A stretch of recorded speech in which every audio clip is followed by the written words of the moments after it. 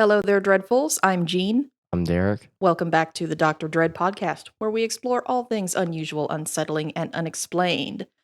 And I know we're a little bit late. We are technically a few days now past Valentine's Day by the time this gets out. But it's still a good time to cover, Derek. You'll find this one interesting. One of the most infamous gangster mass murders in history, the St. Valentine's Day Massacre. Well, as a few days past, still counts. Close enough. Close enough for my likings. I don't really care. Close enough, but we got gangsters, we got prohibition, we got bootleggings, we got all the good things. Okay, then. Yes. Well, I guess Chicago. Yes, in Chicago. Molly spot on. So, like I said, one of the things we definitely have is prohibition. So in the early 1910s, many of the states had started passing their own legislation prohibiting the manufacture and sale of alcohol. By 1913, 11 states had prohibited alcohol statewide. Those were Maine, Vermont, Kansas, Iowa, North Dakota, South Dakota, Oklahoma, Georgia, Mississippi, North Carolina, and Tennessee. And 31 other states had laws in local areas, so roughly over 50% of the United States population was under some form of alcohol prohibition by 1913. That's crazy. And then the United States federal government took it one step further and passed the 18th Amendment to the U.S. Constitution, which was ratified on January 16th, 1919. And that was the Prohibition Amendment, the amendment that gave Congress the authority to restrict the sale, distribution, manufacture, etc. of alcohol. You had a lot of people making illegal alcohol. Oh, yeah. So the 18th Amendment was ratified on January 16th, 1919. So then Congress got around to passing the National Prohibition Act, which was also called the Volstead Act. That was passed on October 28th, 1919, and that made the production, importation, transportation, and sale of alcoholic beverages illegal in all the United States. You know, this is kind of an interesting time for American history because it's like you had a lot of illegal stuff going on. Oh, yes, that was the response to Prohibition. And they could do nothing about it. As you'll see, they really couldn't do a lot about it. So remember, the 18th Amendment has just passed. The National Prohibition Act has just passed. It technically went into effect on January 20th, 1920. So, like you said, naturally, bootlegging and rum running became very lucrative businesses for those willing to risk the legal consequences of it. Yeah, nobody really cared. They did it anyways. Yep. Oh, they did it anyway. Remember, we're in the 1920s now. This is the era of speakeasies. If you don't know what speakeasies are, those are like secret clubs where you have to know somebody or know a secret password or a secret handshake, and you go there and they serve illegal alcohol. Well, okay, that makes sense. Yes. I knew about those, but I didn't know there was a term for it. Yep, they were called speakeasies. So those were rampant in the 1920s. And in, of course, the Appalachian United States, the demand for moonshine was at an all-time high.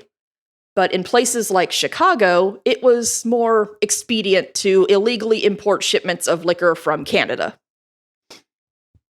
Oh. Yeah, because remember, Chicago is like just across Lake Michigan from Canada. Well, yeah. So it was actually easier to just import from Canada in places like that. They just buy it in Canada, just head back. And that's pretty much what they did. They'd send people to go buy it in Canada because liquor was still legal in Canada, so they'd go buy shit in Canada, and then they'd have to smuggle it back into the United States. The fact is, people in Congress thought this would work, which I think is pretty funny. Well, it's not really what we do, but I could do a whole history of prohibition and how it actually ended up getting tied up in the women's suffrage movement, and it was really, really tied into women's rights as well, because remember, no contest divorce didn't really happen until the 1950s, so a lot of women got married and then got stuck in really abusive marriages, especially when men would get drunk a lot, and so prohibition was kind of the first steps in sort of modern day feminism. So, but anyway, that's not what we're talking about right now, but it wasn't just about banning alcohol. There was a lot more tied into the prohibition movement. But anyway, moving on. So like you said, Derek, organized crime syndicates did, of course, seize control of bootlegging during Prohibition. And that's where you got the classic, like, 1920s gangsters and mobsters who were not shy about using violence and bribes to control their illegal liquor trades. I mean, I think there was like one where this dude was importing like a shit ton of liquor. It was like almost like a pound of liquor. This dude was a pound is really not that much. Liquid water actually is quite heavy. Fair. That's why astronauts have a lot of time, have a hard time getting water up into space, and they have to like recycle their pee, because getting water up into space is very hard because water is actually quite heavy. So it would have been more than a pound. Trying to like put a pound of water in a spaceship. Oh, know how hard that would be. Yeah, very hard. But anyway, so yeah, all of the prohibition actually led to increased crime rates and contributed to the rise of organized crime in the United States in general. Well, yeah, prohibition really didn't last that long. The 21st Amendment did repeal the 18th Amendment. That went into effect on December 5th, 1933. But remember, the St. Valentine's Day Massacre happened in 1929, so we're deep into prohibition at this time. Oh. You know, I think about everybody was running a secret, like, crime organization with liquor. Just every house. You could just go to any house and there would be a party there. Okay, well, just possessing it and drinking it was not illegal. It was the production, transportation, sale, and manufacture of it that were illegal. So once you actually had it, that itself was not illegal. It's everything else in making it and distributing it that's illegal. This rule is dumb for many reasons, because what if you like, that makes no sense. Okay, I can have it, it's fine, but I can't like sell it. Like, the idea was if they restricted the sale and manufacture of it, eventually people would run out of it. But, they didn't account for just how hard people would go into the bootlegging operations. Oh, that's fair. So from 1924 to 1930, Chicago in particular had gained a widespread reputation for lawlessness and violence. And not coincidentally, this rise in violence in Chicago coincided with the reign of crime lord Al Scarface Capone. Oh. Yes, Al Capone. Mr. Capone. Yes. So over those years, Capone was consolidating control over most of Chicago's crime rackets by very ruthlessly gunning down his rivals. In 1924, there were 16 confirmed gang-related murders, and his brutality reached an all-time high in 1929 with 64 confirmed gang-related murders in that year alone. Well, I guess Prohibition was bad enough. They were just gunning each other down. Oh, yeah. They were gunning each other down left and right to maintain control over the bootlegging operations. Because, again, like I said, lucrative if you're willing to risk the legal, if you're willing to take on the legal risks involved. But federal authorities, including the FBI, couldn't really do much at this point. The FBI had much less jurisdiction over these kinds of activities than they do today. The FBI, as we know it, was still in its infancy at this time. And it technically wasn't even the Federal Bureau of Investigation. It was just the Bureau of Investigation at this point. Oh, wow. So yeah. This is J. Edgar Hoover had become the director of the Bureau of Investigation in 1924, which eventually became the Division of Investigation in 1933, and then later became the actual FBI that we know today in 1935. But remember, we're back in 1929 right now, so it's just the Bureau of Investigation. J. Edgar Hoover is just barely starting to do his thing and making the FBI the organization that we know it to be today. So they don't have the teeth that we're used to seeing on the FBI yet. Yeah, they're just kind of like, they're just like, well, we can't really do anything about it. We don't have the resources to deal with this. It wasn't that they didn't have the resources. It's just that the jurisdiction where the FBI had jurisdiction to intervene and where it hadn't been wholly hashed out at this point. And at this point, what they saw as like local, city, or at most state-related violence issues weren't something a federal governmental organization had any jurisdiction to be getting involved in. You think they would have this planned out before they dropped, like the FBI? Well, like I said, it was a new organization. It's barely becoming the organization we know it today at this point. So they're still figuring things out. So the FBI wasn't terribly involved, and that only helped Capone prosper. So Capone was profiting enormously from his bootlegging and other illegal operations. It's partially due to the little federal interference he had. His income was estimated to be around $60 million a year. Well, And his net worth in 1927 was estimated to be around $100 million. I was way off. I was In thinking, 1927. holy sh! Yes. That's like almost $1 billion now. That I don't know how much $100 million would be adjusted for inflation by now, but it would be a lot. That motherfucker be Elon Musk. Pretty much. If you didn't hear what Rick said, he said Capone was basically Elon Musk at the time, and he really kind of was. Well, you can't walk down 5th Street without running into his men. No, you really couldn't. But yeah, so not surprisingly, Capone didn't want to give up any control over these operations that were bringing him in bukus of money. Well, if you're smart enough, you probably wouldn't. But since the FBI was like, well, we don't really know what the hell we're doing right now, so. And also the state police is like, well, we have revolvers, they have Tommy guns. There's a huge difference. The local and state police, as we will get into a little bit, were mostly being bought off at this point. Oh, that's yeah. Yeah. So, but anyway, the murders that became the St. Valentine's Day Massacre likely resulted from competition for control of organized crime in Chicago, specifically the bootlegging operations. So it was Al Capone and his largely Italian Chicago outfit. That was group one. And then there was the largely Irish Northsiders, who were led by George Bugs Moran. And they were the last significant competition for Capone and the Chicago outfit. Oh, okay. It's going to be interesting. Oh, yes. So the massacre was an attempt to eliminate Bugs Moran, the head of the North Side gang. You said his name was Buds, right? Bugs. Well, that was what his real name was George. He went by Bugs. Oh, I think George would have been better than Buds. We'll get into more of this. All of the gangsters have nicknames. Oh, they all have nicknames. What did they give nicknames to the cops once they bought them off or something? Like the cop knocks on the door, is like, "Oh, you're about to be arrested. Oh, here's 10 grand." The cop's like, "Well, shit, I can't turn this down."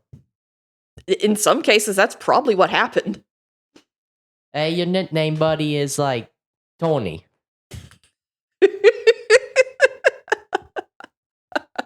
Tony was probably a lot of actual names.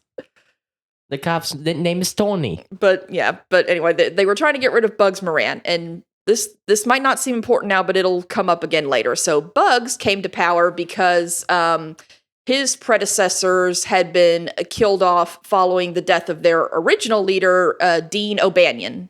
That name, Dean O'Banion, will come back later. What, does he rise from the grave or something? He doesn't rise from the grave, but we will mention him again later. But Bugs came into power after Dean O'Banion was murdered, and then the next two in line died in the infighting, trying to figure out who would seize control, and eventually Bugs rose to power for the Northsiders.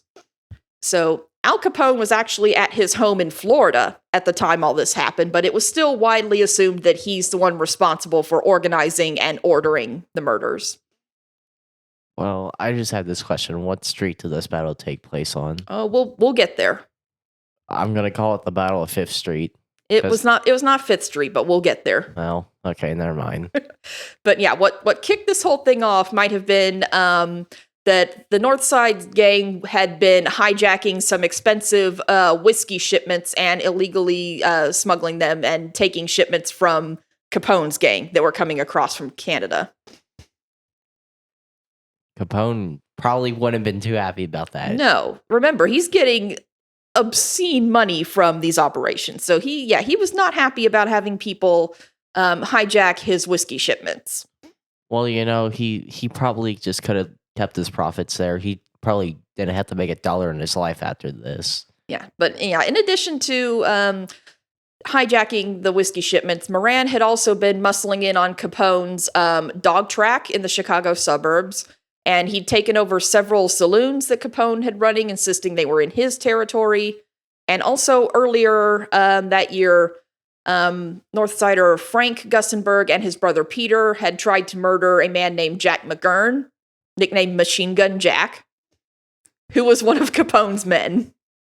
Machine Gun Jack. Machine Gun Jack. Machine Gun Jack sounds like a bad wrestler from the 80s. It kind of does. But like I said, all of these people have ridiculous names. But yeah, that name Jack McGurn, Machine Gun Jack, will also come back later. When I think of Machine Gun Jack, what I think about this person is like he's like an Irish dude. Just like a buff Irish dude. Mm-hmm. That I think that's when I hear Machine Gun Jack. That's what I think of. But remember, Machine Gun Jack is one of Capone's men, so he's probably not Irish. He's probably Italian. Yeah. Okay. He likes the pasta. Yeah. And then on to top all this off, the Northside Gang was also complicit in the murders of Antonio the Scourge Lombardo. The what? The Scourge. Okay then. And Pasqualino Patsy Lolordo. Well, that's a shitty nickname. Yeah, both had been. I touched my thing and I moved what I'm looking to. But anyway, yeah, there we go. Both had been presidents of the Union Siciliana, the local mafia in Chicago, and close associates of Capone. So Bugs Moran and his people are killing off Capone's men. They're taking over his liquor supply. They're taking over some of his territories. Capone is not happy. So violence and tensions are escalating between these two gangs. Well, we know what's going to happen. We know what's going to happen. So the plan was to lure Moran to a garage warehouse on North Clark Street. There's your street, North Clark Street. North Clark Street, okay. On February 14th, 1929, and kill him along with hopefully 2 or 3 of his, high-ranking lieutenants. What, are they going to bring him over for a pizza party or something? Not a pizza party. It's usually assumed that the Northsiders were lured to this garage with the promise of a stolen shipment of whiskey supplied by Detroit's Purple Gang, which was associated with Capone. Oh. Yeah, Well. the Purple Gang was another criminal mob of bootleggers and hijackers. These guys were mostly Jewish, and they were dominant in the Detroit area. Oh. Well, okay, let's think about this. Imagine you're walking down the street, and then you just hear all these shots ring out from this warehouse. Like, you're trying to go get a slice of pizza, and then you just hear bam, bam, bam, bam, bam from this garage, and you hear all these gunshots going off. That's pretty much what happened. What do? Do you grab your pizza or do you run? You probably run, but that's pretty much exactly what happened. But yeah, we're getting there. So, because it's unclear exactly how it was communicated to Moran and his men that there would be this whiskey there and they would be receiving it. Especially if it was known that the Purple Gang was going to be the supplier and they were generally associated with Capone, the enemy of the Northsiders and Moran. My only guess is since it was widely known that the Northsiders frequently hijacked Capone's liquor shipments, some members of the Purple Gang maybe gave them a false lead about a shipment of stolen whiskey and they intended to hijack it. Oh, yeah. But yeah, exactly how this was communicated to them and what the story is not clear, just that there's supposed to be a shipment of whiskey that they're going to go pick up. Well, is the slice of pizza really worth it? Is that $1 slice worth it? Not in this case. So what if you grab your slice, forget to pay, but you forget to pay because the shots ringed out and the person behind the cash register ran and hide. And I just ran because, I didn't want to get shot. Do I get my pizza for free? Probably so, because you wouldn't have theft, because you wouldn't have the mens rea element, the intent element. You didn't intend to steal it, you intended to pay. But before you could give them the money, things went crazy and you just ran. Capone and his gang started shooting up people. Yeah. So we have our plot. Moran and the Northsiders are coming to get this shipment of whiskey. So most of the Moran gang had arrived at the warehouse by about 10:30 a.m. that day, but Moran was actually not there. Oh. Yes, Moran had actually left the hotel he was staying at late. So he was late getting there, and he and his fellow gang member, Ted Newberry, were approaching from the rear of the warehouse when they saw a police car near the building. So they turned around and left. It's all planned with the shit. The main guy they were trying to get. Yeah, the main guy they were trying to get left. He's like, oh shit. Yep, and a couple other of Moran's gang also spotted the police car too, and so they left. They didn't show up. This is a whole case for nothing, dude. Oh yeah, but some of the men who were stationed to be lookouts for Capone, what they think happened is that one of them mistook another one of Moran's men, probably Albert Weinshank, who was of a similar build, similar height to Moran, and was wearing the same color coat and hat Moran was wearing that day. So they saw Albert Weinshank show up and thought it was Moran.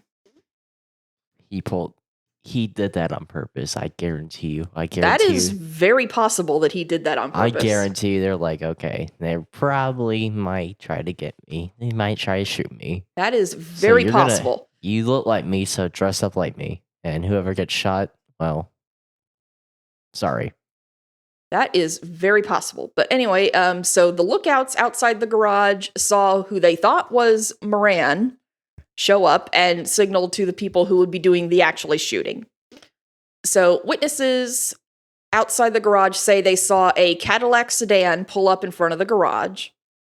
4 men emerged from the Cadillac, 2 of them dressed in plain clothes and 2 of them dressed in police uniforms. I'm not even going to question how they got cop uniforms. So they were not real police officers. We know they were not. They were fake police officers. So the 2 fake police officers were carrying shotguns and entered into the rear portion of the garage, where they found Moran and his gang members working on one of the trucks they would be taking for this shipment of liquor they thought they were going to get. The policemen ordered them out and ordered them to line up against the wall, and then signaled to the civilian-dressed pair of men who'd accompanied them.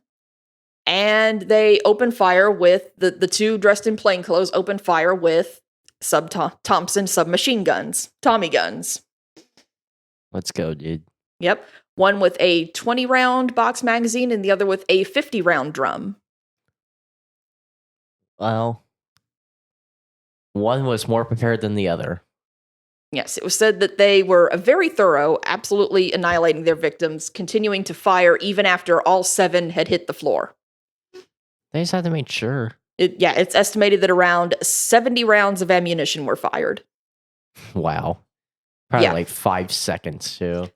Yeah, it would not have taken long with Tommy guns, but the people who showed up, not Moran, not the one they actually wanted, but the members of Moran's gang who they actually killed were Peter and Frank Gusenberg, the ones who'd tried to murder one of Capone's men earlier that year. Mm-hmm.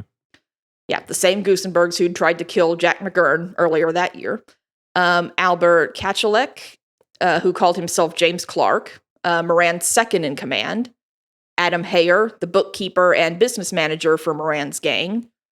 Albert Weinshank, he was the one who was mistaken for Moran, who managed several cleaning and dyeing operations for Moran.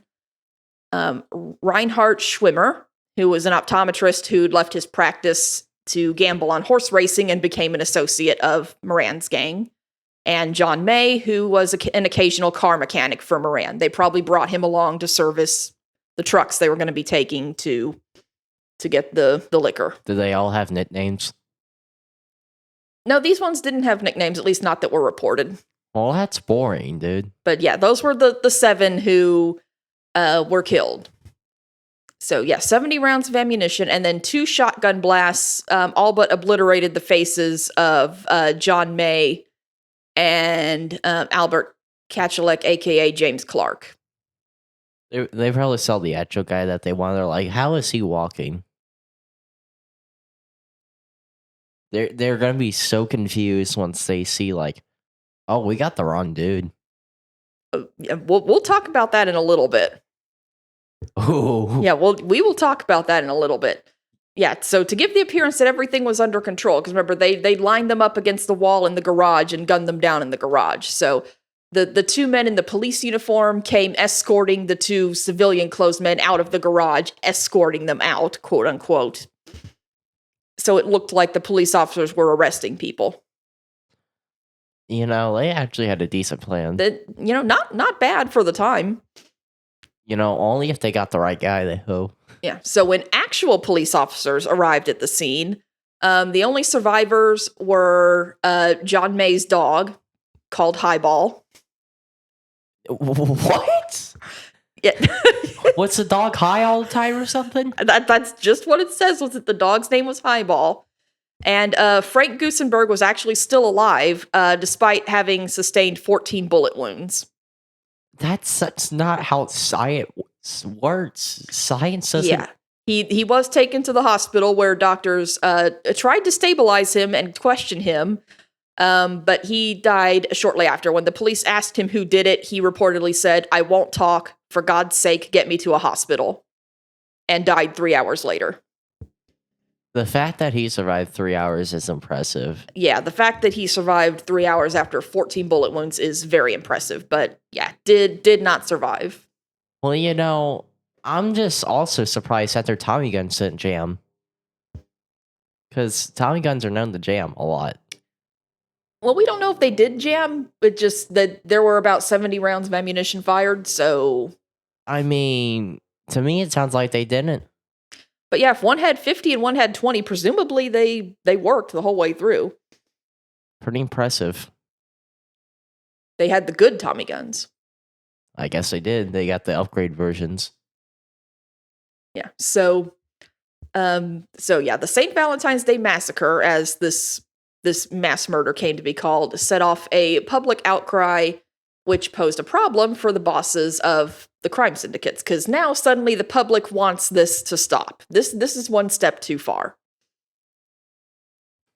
But like, Capone's like, well, shit, we got the wrong guy. Yeah, because, well, Moran, who was not there and was not killed despite being the main target, Moran and his men immediately blamed Capone. And within days, Capone, who remember is in his home in Florida at this time, received a summons to come testify in Chicago before a grand jury on charges of prohibition violations. But he said he was too unwell to attend. We'll come back to this later. He was running. Yeah, we'll come back to that later. He's trying to dodge. Yeah, and this is just a little funny tidbit I found. A few days after the St. Valentine's Day Massacre, Bugs Moran is said to have told reporters, "Only Capone kills like that." Yeah, but when Capone was asked for a comment about the murders, he said, "The only man who kills like that is Bugs Moran." You can't make this up. You can't make this up. They're both just pointing the finger at each other. You cannot make this up. Hey, he did it. No, he did it. You gotta believe the Irishman or the pasta man. That's pretty much exactly what happened. Yeah, they're both just pointing the finger at each other. But like I said, it was common knowledge that Moran and the Northsiders were hijacking Capone's Detroit-based liquor shipments. So police focused their attention on the Purple Gang of Detroit, that same Purple Gang I mentioned earlier. Why are they called the Purple Gang? I couldn't find any reason as to why they're called the Purple Gang. I don't know. Imagine one of them were colorblind. Then there'll be the Teal Gang or something. What's up with purple? I really don't know. That's just what they were called. Like, if I see somebody like dressed up in all purple, it's like, are they okay? I don't know that they actually wore all purple. That would probably be a little conspicuous for most of their activities. They just called themselves the Purple Gang. Names, man. Names are weird. Oh, yeah. But anyway, so they started investigating the Purple Gang. So police talked to a couple of landladies in the area who recently rented rooms to 3 new tenants shortly before the massacre. And the rooms they rented were directly across the street from that North Clark Street garage. Convenient. Oh, Yes. somebody's about to get put in So prison. they went and talked to these nice landladies named Mrs. Duty and Mrs. Orvidson. And they picked out mugshots of a few members of the Purple Gang. George Lewis, Eddie Fletcher, Bill Keywell, and his younger brother, Harry. But later, of course, they wavered in their identification. So probably they had a visit from these nice gentlemen and told them that they you can't remember that it was us. You can't remember. Yeah, that's probably what happened, because they picked them out apparently very easily. They picked them out in mugshots very easily, but then they later said, "Oh, we're not sure about the identification." So my guess is that they got a friendly visit from these gentlemen. Forget us, and we're told that yes, you do have trouble remembering. Well, forget us, or we take your knees. So does anybody get put in prison from this? No. Well. No, there are a lot of theories about who was involved, but no, nobody ever actually was charged or served any jail time for it. So, of course, the police questioned these men, Fletcher and Harry Keywell. But after questioning them, they couldn't really find anything about them. And so police thought, well, there's nothing they can have on them. The questioning them didn't really lead anywhere. They're probably like, I was in Detroit when this took place. They were trying to make up some excuse. Well, I got hit over the head with a guitar, so I couldn't move. Yeah, and actually, from what we'll look at later, it seems like they probably weren't involved. That was actually probably just a coincidence. So they were cleared. Police had to clear them. And so up until February 22nd, police really had no leads. But then, February 22nd, police got called to a scene of a garage fire on Wood Street. Oh, okay. Yes. And at this fire, they found a 1927 Cadillac sedan. Remember, that was the car that had pulled up at the garage. Yeah. So they found a 1927 Cadillac sedan, disassembled and partially burned, and they determined that this was the car that had been used in the St. Valentine's Day Massacre. They're trying to wipe evidence away. They absolutely were trying to wipe evidence. So police were able to trace the engine number to a dealer who they got in contact with and found out that they had sold a car to a James Morton of Los Angeles. Okay, that's a little interesting of Los Angeles. Yes, so allegedly sold the car to a guy named James Morton from Los Angeles. And the garage that the car had been found in was rented by a man calling himself Frank Rogers, who gave an address of 1859 West North Avenue. Now, this address was the address of the Circus Cafe, which was operated by a man named Claude Maddox, a former St. Louis gangster with ties to Capone's gang, the Purple Gang, and the St. Louis gang called Egan's Rats. What was that last one? Egan's Rats. I guess Egan... That's the St. Louis gang. I guess Egan loves his fucking rats or something, dude. Apparently so. I guess there's one rats, dude, before the new one popped up. No, this is Chicago. That doesn't make sense. He was in St. Louis. So no. But if he was in New York, it would make sense. New York has crazy rats, dude. Yeah. Yeah, New York does have crazy rats. Apparently the rats in the subway in New York get ginormous. Yeah, like I saw a video of one like the size of a cat, dude. Oh yeah, they get huge. I mean, like, New York got a problem. Yeah. So it doesn't sound like this is going to go anywhere, but remember the name Circus Cafe, and remember that name Claude Maddox, because they will come up later. So Claude Maddox, operator of the Circus Cafe, that will come up later. Because remember, Claude Maddox has ties to Capone and the Purple Gang and Egan's Rats. Egan's rats, dude.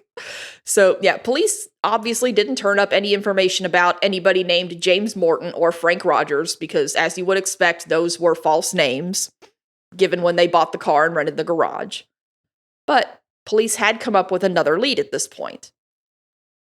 Just a few minutes before the killings, a truck driver named Elmer Lewis had turned a corner on a block a few streets away from this garage and was sideswiped by a police car. And he told police that he stopped immediately, but the police officer waved him off and told him to go away and noticed that this police officer was missing a front tooth. Well. This is a little interesting. I don't think that's one of Capone's men. I don't think it was. I think that police officer just like, bro, he went to like some house. No, this dude is probably one of the fake police officers who participated in the murders. We'll get there in just a second, so hold on. Oh. Yeah, because another man named Wallace Caldwell had also witnessed this accident, this getting sideswiped by the police car, and he gave police the same description of the police driver, the guy missing a tooth. So police at this point were confident that they were describing a man named Fred Burke, a former member of Egan's Rats. Okay, well, I was wrong. What is up with Egan and his rats, dude? I really don't know. But to top this all off, Fred Burke and a companion of his named James Ray were known for wearing fake police officer uniforms whenever they went on robberies. Those must have been some interesting robberies. Give me all the money. You're a cop. Just give me all the money. Yeah, that's basically what he was doing. I think he might have been one of the smartest people in the world at the time because it's like he kind of used reverse psychology there because it's like, why would a cop rob me if he's a cop? So it gets the cashier confused and the cashier has nothing left to do besides just get the money up, man. That's probably what he was doing.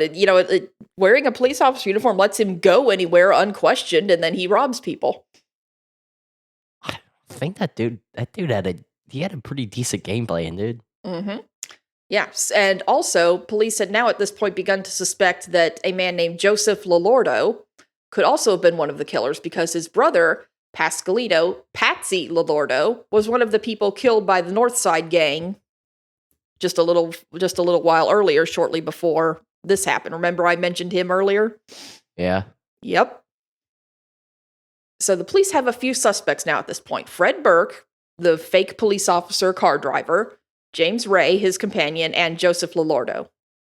Remember them, they will come back later. I imagine there were 3 for 3 on the people that were involved in the murder, dude. Yeah, just hold on to them. They'll come back. So, police announced then that they also suspected a gunman for Al Capone named John Scalise and another one named Albert Anselmi, as well as Jack McGurn, the one that the Gusenberg brothers had tried to kill earlier. Well, the Gusenberg brothers, they kind of failed there. Yeah, they failed there, and this Jack McGurn guy comes back a lot in the story. Because in the days after the massacre, the guy named John Scalise was supposed to have been heard bragging, "I am the most powerful man in Chicago."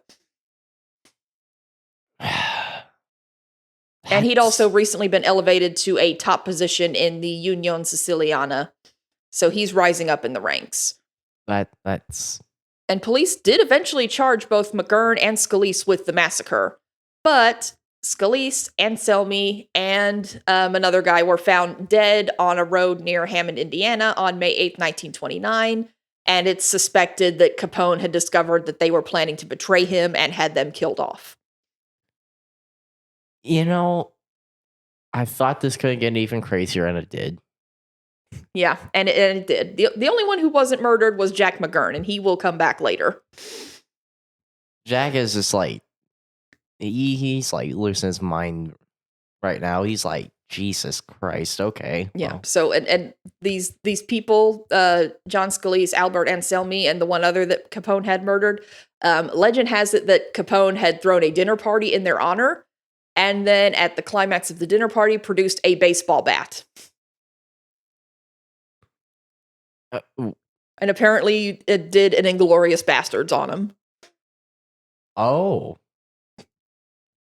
Yes, you said produce a baseball bat. produced a baseball bat. So I thought you meant like he like built a baseball bat in front of No, him. no, produces in like pulled out a baseball bat. Oh, okay. I see what you mean there. Yeah, Okay. pulled out a baseball bat and evidently did an Inglorious Bastards. Well, I thought when you said produce, I thought he's like making a baseball bat in the middle of the dinner party.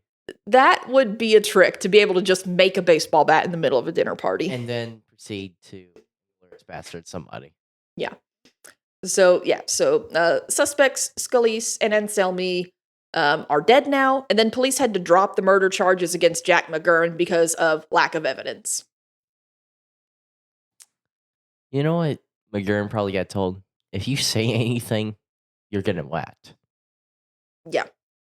But they did get him later and were able to charge him with violations of the Mann Act, which is also called the White Slave Traffic Act of 1910, and basically it makes prostitution illegal. Well, he still went to prison. So they got him on that one. So again, most of the police leads have dried up at this point, so the case kind of stagnated until December 14th. So all the way, remember, the St. Valentine's Day Massacre happened on February 14th. We're now all the way into December of 1929. Wow, it's been a minute. Mm-hmm. Yeah. So December 14th, 1929, so almost a whole year, when the Berrien County, Michigan Sheriff's Department raided a bungalow in St. Joseph, Michigan, belonging to a man who called himself Frederick Dane, but they later found out to be Fred Burke, the one-toothed driver of the Cadillac wearing the police uniform. Oh, wow. Yes. So, yeah, this is a story. So how they got to raiding his bungalow was apparently that night Burke had been drinking and rear-ended another vehicle and drove off. So police went after him. And so police officer Charles Skelly pursued him, finally forcing him off the road. So Skelly hopped up onto the running board of Burke's car and Burke shot him 3 times. So the police officer died. I was not expecting that turn. Yes. And so Burke's car was found wrecked and abandoned just outside St. Joseph, where police traced it back to this Frederick Dane pseudonym that he uses. And yeah, by this time, police had confirmed that this Frederick Dane person was in fact Fred Burke, who was wanted in Chicago for his participation in the St. Valentine's Day Massacre. Oh, wow. Yeah. So police raided Burke's bungalow, and there they found a large trunk containing a bulletproof vest, almost $320,000 in bonds, recently stolen from a Wisconsin bank, several pistols, 2 shotguns, and 2 Thompson submachine guns. Boys, we got him. Yep, and thousands of rounds of ammunition. It's not a good look. Not a good look. So, of course, the St. Joseph authorities immediately notified Chicago PD, who requested, give us those machine guns so we can test them. And they did. And apparently the forensic ballistics was coming into its own at this time, and using new technology in forensic ballistics, they were able to identify that, yes, those were the weapons that were used in the massacre. Well, he's getting charged. Oh, yeah. Let me guess, Capone whacked him before he could get charged. Well, we'll get there. Capone actually didn't have him whacked, but we will get there. We'll get to what happened to him. How does this story end? It gets crazier before it ends. So while police were doing ballistics on these Tommy guns, they also found out that one of them had been used to murder a New York mobster named Frankie Yale a year and a half earlier. This is really not. Yeah, so Burke had also murdered this Frankie Yale guy. And incidentally, Capone himself had once worked for Frankie Yale. And Frankie Yale was involved in the murder of Dino Banyan. Remember him? The original leader of the North Side gang, whose death eventually led to Moran's rise to power in the North Siders. Yeah. So, Capone worked for Frankie Yale, yet this Fred Burke guy killed Frankie Yale, who worked with Capone, yet Burke was involved in the massacre working for Capone, and Frankie Yale was involved in the murder of Dino Banyan, which led to Moran rising to power. So yeah, these gangsters form quite a tangled web together. This does not make any sense whatsoever. This is like walking to like a spider web and trying to get untangled. Yeah, it is a massive tangled web that these guys all form. So they have the weapons that were used in the massacre. Burke is, most likely a culprit. But remember, Burke is gone at this point. They just raided his bungalow. And unfortunately, they found no further concrete evidence about the massacre at his bungalow. But Burke was captured over a year later on a farm in Missouri. He'd run off to Missouri, apparently. But they didn't actually charge him for his involvement in the massacre. The case against him was strongest in connection with the murder of Officer Skelly, the one that he murdered, who pursued him when he rear-ended that car. Yeah. So he was tried in Michigan and sentenced to life in prison in Michigan and was never actually charged for his involvement in the massacre. I still think it should count because... And he died in prison in 1940. I still think it should count because they're like, oh yeah, well, he's 100% connected to those murders. It should count. Yeah, once they got him and sentenced him to prison in Michigan, I'm really not sure why he's sitting in prison in Michigan. I'm not sure why they couldn't go back and charge him with those murders as well at that point. Well, they already gave him life, so... he's already got a life sentence. He's in prison. He's not going anywhere. There's no reason why they can't charge him and then just, request that he be transported over to Chicago to stand trial there and then, send him right back and let him sit in prison again. Well, I think they were afraid that Capone was going to bust him out. Yeah. I mean, they could have fears that, that the gang members will try to get him out, but I don't know. He wasn't like, from what I could tell, he wasn't a terribly high-ranking guy. He was just kind of one of their foot soldiers, so I don't know that they'd risk too much to get him out. But granted, I don't know the exact rules about extraditing and bringing prisoners over from Michigan to Illinois, so I don't know how friendly those states are about doing that, so I really don't know if there were any complications there. But anyway, I don't know why they didn't bother just charging him since he's already in prison, but sentenced to life in prison in Michigan, died there in 1940. All right. So, Burke's bungalow raided December 14th, 1929, and then no new developments in the massacre case until about 5 years later. Took 5 years? 5 years. Because on January 8th, 1935, so just a little over 5 years later, FBI agents, remember, because the FBI is actually the FBI at this point in 1935, they surrounded a Chicago apartment building at 3920 North Pine Grove looking for the remaining members of the Barker gang. We have another gang. So we have the Rats gang, the Parker gang. The Purple gang, the North Siders, the Chicago outfit. Now we have the Barker gang. Barker gang. We have the Rats. Don't forget about the Rats, too. Yeah. Egan's Rats. Yep. So now we have the Barker gang. So the Barker gang was one of the most notoriously ruthless and long-lived criminal gangs of the Depression era from about 1931 to 1935. They were founded by Fred Barker and Alvin Karpus, who met in the Kansas State Penitentiary, by the way. So this tells you everything you need to know about those gentlemen. Yeah. And so they joined up and were later joined by Fred's brother, Arthur Doc Barker. And they had up to 25 members at one point in their gang. And it was rumored that their gang was actually run by the Barker brothers' mother, Kate, who was known as Ma Barker. But that's unsubstantiated. That could very well just be a rumor. But they were particularly ruthless and engaged in bank robberies, just robberies in general, but also kidnappings for ransom. Well, okay then. That was Yes. I was not expecting that one. Yes. So, but by 1935, this was the end for the Barker gang. Many of their key members had been killed or arrested at this point. So they were going after George Karpus, Fred Barker, and Ma Barker. Fred and Ma Barker were actually killed in a 4-hour shootout with police in Florida on January 16th, 1935.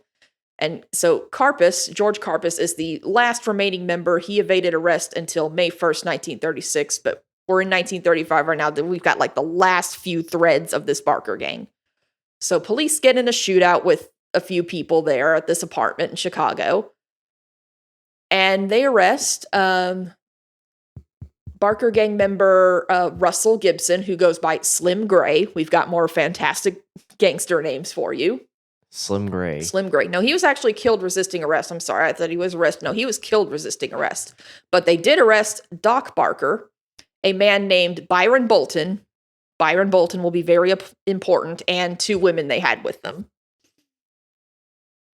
Okay then. Yep, Bolton was another associate of Egan's Rats, the same gang as Fred Burke, the one-toothed police officer who got the life sentence in Michigan. This is just how did you come up with all this? Like, you had to go through all these gangs and then all these people connected to all these other gangs. Oh yeah, it's ridiculous. But yeah, so Bolton was an associate of Egan's Rats, same gang as Fred Burke, and also said that he had been the valet of a hitman in Chicago named Fred Goetz, a.k.a. Shotgun George Ziegler. What? Yeah. Fred Goetz went by George Ziegler as his alias, and his nickname was Shotgun. This Fred Goetz guy will be very important later. I'm not even going to question his name. Yes. So anyway, Bolton was privy to many of the Barker gang crimes, and was actually the one who pointed out the Florida hiding place of Ma Barker and Fred Barker. So Bolton is a snitch. He talks. Well, and Bolton said that he took part in the St. Valentine's Day Massacre along with that Fred Goetz guy, Fred Burke, who we already knew about, and several others. So just more confirmation that Fred Burke absolutely was one of the guys involved, even if he was never charged for it. I feel like this Nick guy was kind of lying a little bit about this. Who? This Nick guy, this Nick Bolton or whatever. Oh, Byron Bolton? Byron, yeah, whatever the hell his name is. We'll get into everything Bolton said and the evidence that both supports it and refutes it. And I think a lot of what he said is actually true. Okay, never mind. I might be wrong then. Well, let's see. Yeah, but remember, the FBI is still kind of new. It does not have jurisdiction in a state murder case, which is what the St. Valentine's Day Massacre technically is. So they keep everything Bolton said confidential, but the Chicago American newspaper managed to get a secondhand version of his confession of everything they said, and so they published it, and so everything kind of leaked. The newspaper declared that the crime had been, quote, solved, despite being stonewalled by J. Edgar Hoover and the FBI, who, like I said, didn't really have jurisdiction in the case at this point. So Bolton's version of events are this. The version that got printed in the Chicago American was rather garbled, but it was said that Bolton reported that the plan to murder Bugs Moran had been plotted since October or November of 1928, and apparently at a resort in Wisconsin owned by Fred Goetz. That guy, apparently, all these people at this meeting were present. There was Goetz, Al Capone himself, a man named Frank Nitti, who was Capone's bodyguard, Fred Burke, who we already talked about, a man named Gus Winkler, who ran a gang specializing in armed robbery and murder for hire with Fred Burke, Louis Campagna, a high-ranking member of the Chicago outfit, Daniel Saratella, a politician serving on the Illinois Senate, and William Pacelli, a Chicago city councilman, and of course, Bolton. So that's a lot of people, a lot of major players, allegedly all hanging out at once at this little resort owned by this Fred Goetz guy. So take that information with a grain of salt. Yeah, I don't really believe it. They have all these people that is just kind of hanging out. Yeah, that's a lot of the key players all just hanging out in one place. And he said that they stayed there for 2 or 3 weeks, just having like a hunting, fishing retreat, and of course planning the murders of their enemies. Well, fun times.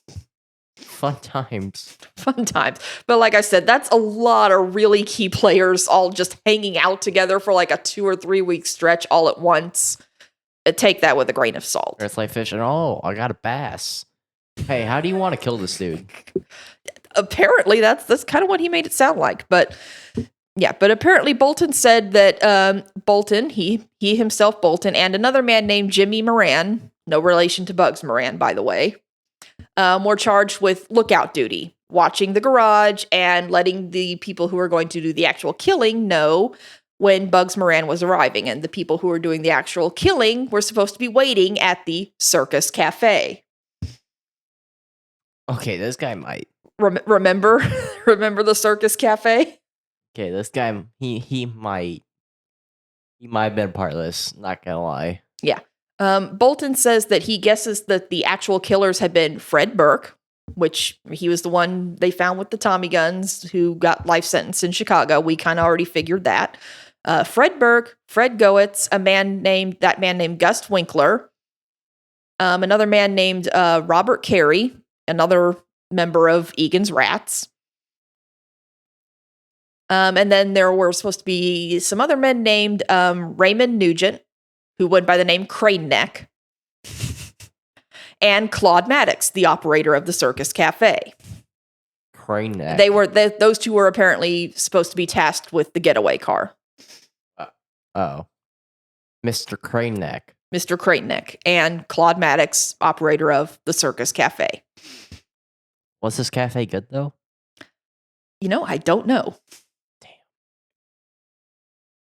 That's a mystery we'll never be able to solve. We'll never be able to solve. But remember, like I said, we'll get into some of the stuff that makes me wonder, how much of what Bolton said is true, because Bolton did give an account of the actual massacre that is a little different from what is generally thought happened. Bolton said that he didn't see anybody dressed as police officers. He saw only plainclothes men exit the Cadillac and go into the garage. So if that's true, it indicates there was a second car used by the killers. But remember, most witnesses say they saw only one, and that they saw 2 police officers and 2 plainclothes men. That's why security cameras were invented. This is 1929. They didn't have security cameras. That is true. Yeah. I take eyewitness testimonies with a grain of salt because you don't know how good how good people's memories are. Yeah, and remember, we are just working on memory. So people's memories are prone to error. So, yeah, I think eyewitness testimony is not a valid. Yeah, just law school tidbit here. Despite a lot of reliance that a lot of court cases use on eyewitness testimony, human memory is quite fallible. And studies have proven that memory can be influenced by how you ask questions. Well, I didn't know that. Oh, yeah. I can't remember what it was, but there was one study that we talked about in law school where people were shown video of like a car crash, and then people had to estimate how fast they thought the car was going, and people would give different answers depending on whether the researcher asked the question, how fast was the car going when it collided, and how fast was the car going when it crashed, or something like that. That's interesting. Even though they were shown the exact same video car footage of the crash. That's interesting. Yeah, so human memory is very fallible. So, yeah, like I said, take everything this guy says with a grain of salt, because we don't have security footage. We're just working off of his memory. But anyway, Bolton said that he was actually the one that had mistaken one of Moran's men to be Moran and telephoned the people in the Circus Cafe and let them know that he was coming. Bud? Yeah. And also they found not Moran and 2 or 3 of his associates like they expected. They found 7 people there. And so they simply decided to just kill them all and get out as fast as they could. Well, Yeah, and Bolton said that Capone was furious with him for his mistake and the resulting police pressure and did threaten to kill him, but buddy Fred Goetz convinced him not to. Okay. One guy convinced Al Capone not to kill this dude. Yeah, I don't really believe that. Not one bit. His story's a little weird, and it's a story. There's some stuff that lines up. There's some stuff that seems suspect. Do with it what you will. But a lot of his claims were corroborated. Gus Winkler, remember one of the participants that Bolton named as one of the shooters. Gus Winkler's widow, Georgette, actually gave an official statement to the FBI in her memoirs, which were published in a 4-part series in a True Detective magazine from 1935 to 1936. And she revealed that her husband, Gus Winkler, and his friends had formed a special crew that Capone used for high-risk jobs. They called them the American Boys. And a lot of what Bolton was said about who was involved in the St. Valentine's Day Massacre was corroborated. Oh, okay then. So how does this all end? I'm curious now.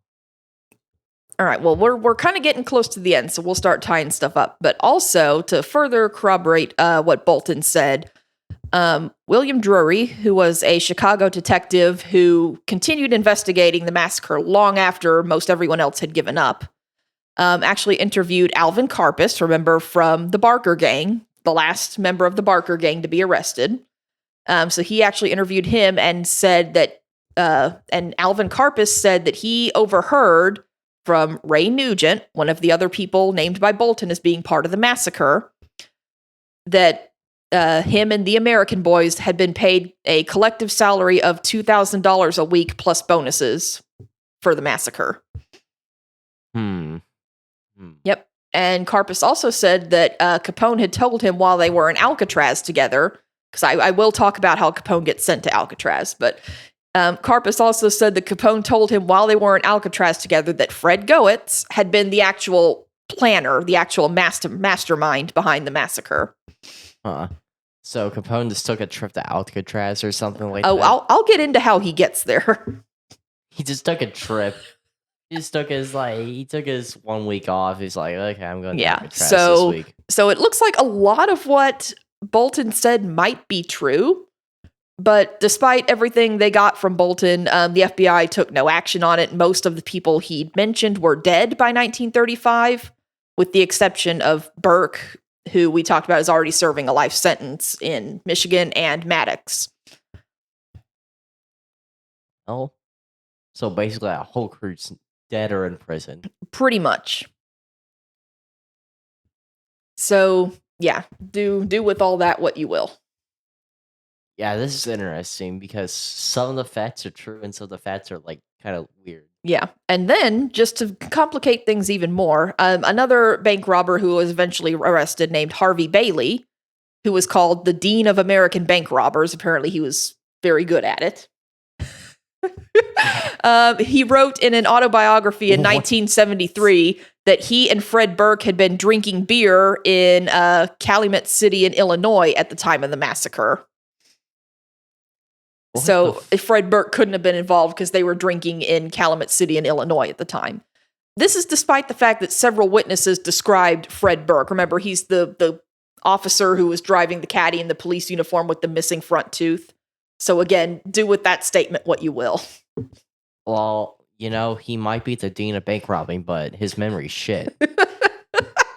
It kind of seems like it, because you've got several witnesses that seem to be putting Fred Burke at the scene. So, like I said, it's just another, conflicting story about what happened. And like I said, nobody was ever actually charged or arrested for it, despite, the stories that we do have on what happened. So do with all this information what you will. And historians themselves are still divided on whether or not this American Boys unit was involved in the St. Valentine's Day Massacre.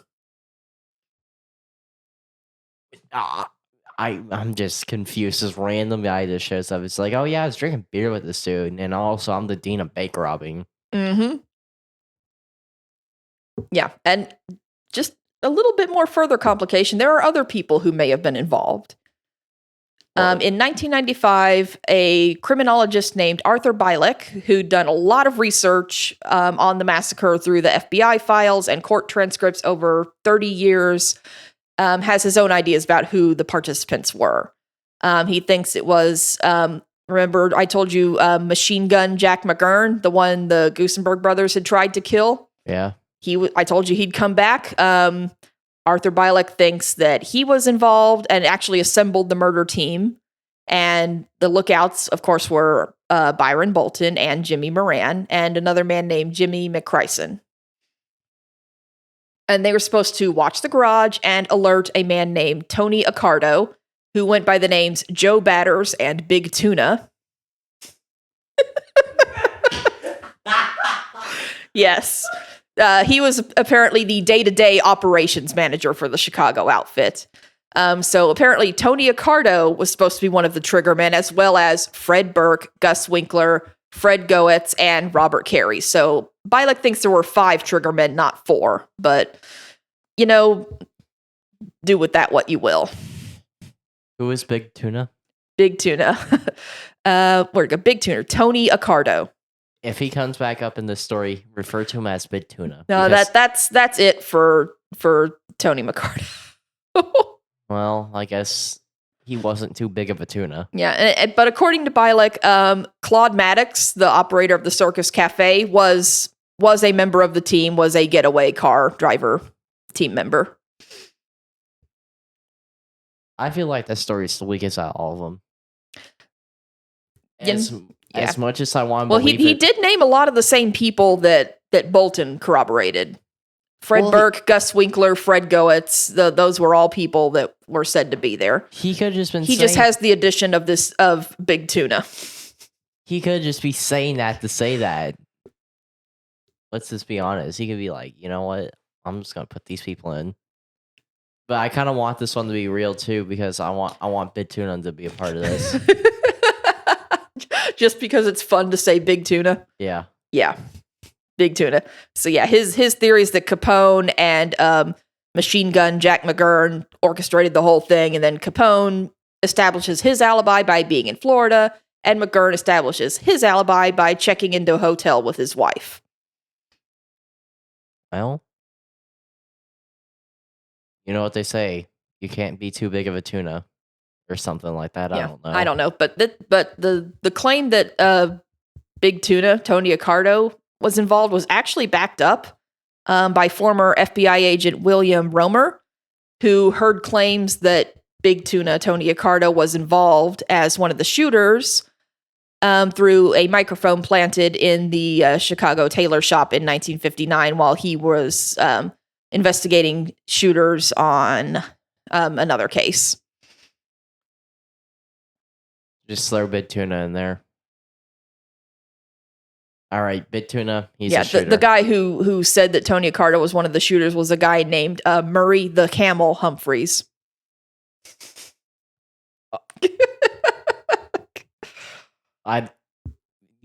Yeah. The Camel. He's here. Yep, the Camel. He was yet another Chicago outfit gangster. So, yeah. I thought these nicknames couldn't get better, but they somehow did. We end on Big Tuna. We end on Big Tuna. And the Camel. Camel's weak. Yeah, so Big like Tuna's I said, better. the actual perpetrators have never been conclusively identified. We have our theories. We have people alleging who was involved. But no actual arrests, no actual charges. And, others have said that people from the Chicago Police Department were actually involved, possibly wanting revenge for the killing of a police officer's son on the part of the Northsiders gang. And that might account for the 2 men dressed as police officers. Or the Chicago outfit was just leaning into that and wanting to sow distrust in Chicago PD and having people play the part.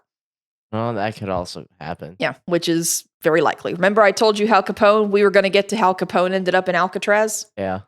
Well, here we go.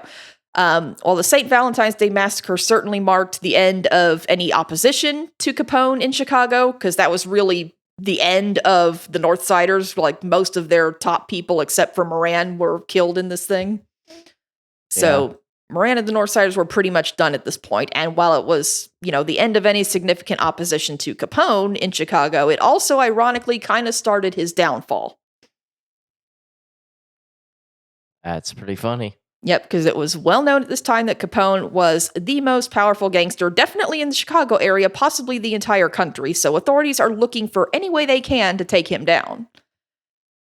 And it started when, remember I talked about how they sent him a summons to appear before a grand jury in Chicago for the Chicago, for the St. Valentine's Day Massacre, and he just didn't show up? Yeah. Well, authorities began investigating Capone after he failed to appear. Oh, buddy. Yes, eventually he finally did appear and testify, and federal agents arrested him for contempt of court, which happens when you fail to appear. Maybe you should have appeared the first time. Yeah, so Capone did post bond and was released. Remember, he is absurdly wealthy at this time. Posting bond was not difficult. But he did get rearrested in Philadelphia in that May on charges of carrying concealed weapons. Buddy. Yeah, buddy. So he served 9 months in prison this time and was released for good behavior. But while this was going on, in February 1931, he managed to stay out of trouble for 2 years. A federal court found Capone guilty on the contempt charge from failing to appear. So it took 2 years to get that through the court system, which is a little odd that it took 2 years to get a contempt charge through the court system, but it did. It got through the court system, and he was resentenced to 6 months in Cook County Jail. Okay, then. Yes. 2 years is insane. Yeah, 2 years is insane for that. But while he's sitting his butt in the Cook County Jail for these 6 months, the U.S. Treasury Department had launched an investigation on Capone for income tax evasion. He is like... Because remember, Capone is making bukus of money, but he's doing it illegally. You can't just list income from illegal activities on your income tax returns. So as long as the IRS can prove that he is generating income that he's not reporting to the IRS, they can convict him of tax evasion. Yeah, he's done for. Yeah. So this was and still is a common method for convicting high-ranking people in organized crime, because usually the people actually doing the illegal activities, the bootlegging, the murders, the bank robberies, the extortion, whatever it is, are not the high-ranking people. And the people they actually catch doing the illegal activities won't talk about who they're involved with when they get caught.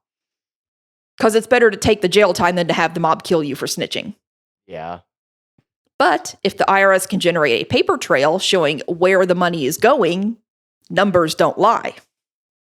And that's like... Which is why they get them on things like tax fraud and tax evasion.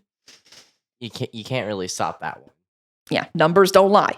So while Capone is sitting his butt in jail for 6 months for his failure to appear, the U.S. Treasury Department, the IRS, is doing their thing building a case against him. So Special Agent Frank Wilson and several other members of the intelligence unit of the IRS were able to put together a good case. And in June of 1931, Capone was indicted for federal tax evasion. And then he was convicted in October of that same year after a very public, internationally public, by the way, trial, and sentenced to 11 years in prison, first in Atlanta, then in Alcatraz. Wow. So that's how he ended up in Alcatraz. Tax evasion. Tax evasion. Landed up him in Alcatraz. Yes. He was released in 1939, but of course, by then, his control over his organized crime was all but gone. He'd been, sitting in prison for a while, and he died an invalid and recluse in Florida in 1947. Oh, wow. So kind of ironic that the murder he took so much pains in orchestrating to eliminate his last biggest competition was eventually what led to his own downfall. Yeah. Man. All because he didn't show up to a grand jury summons. And then they're just like, oh, maybe we should investigate this guy for tax fraud. Hey, it's one of the few ways they can actually tie him to illegal activities. Because I don't think you can put on your tax report saying illegal activities as a way. Yeah, like I said, his money is all generated from illegal activities. You can't just put that shit down on your tax statements to the IRS. What was he putting down for like the other years? Like, oh, they all have cover businesses, but it still doesn't account for the type of money that they're making. That is fair. Yeah. So, just in case you're curious, the garage where the St. Valentine's Day Massacre took place was demolished in 1967. The site is now a parking lot for a nursing home, of all things. Okay, then. The poor old people are probably going to be haunted. Well, I thought they were going to turn it into like a But yeah, but the bricks from the wall where the victims were shot were purchased by a Canadian businessman, and for many years they were displayed in various crime-related novelty displays. A lot of them were sold off, but the remainder of the bricks are now owned by the Mob Museum in Las Vegas. Okay, then. Yep. Some guy from Canada got it and then sold pieces of the wall to people. And then sold it to... And somehow it ended up in the possession of the Mob Museum in Las Vegas. So yeah, so that's how the story wraps up.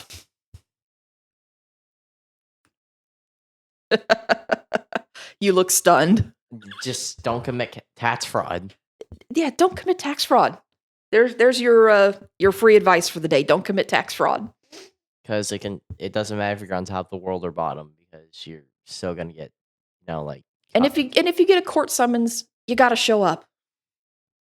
Yeah. Don't get a court summons, ignore it, and have that lead to your eventual downfall because authorities start investigating the rest of your illegal activities. Actually, don't commit any illegal activities. I'm being facetious here. Yeah. So that is the story of the St. Valentine's Day Massacre.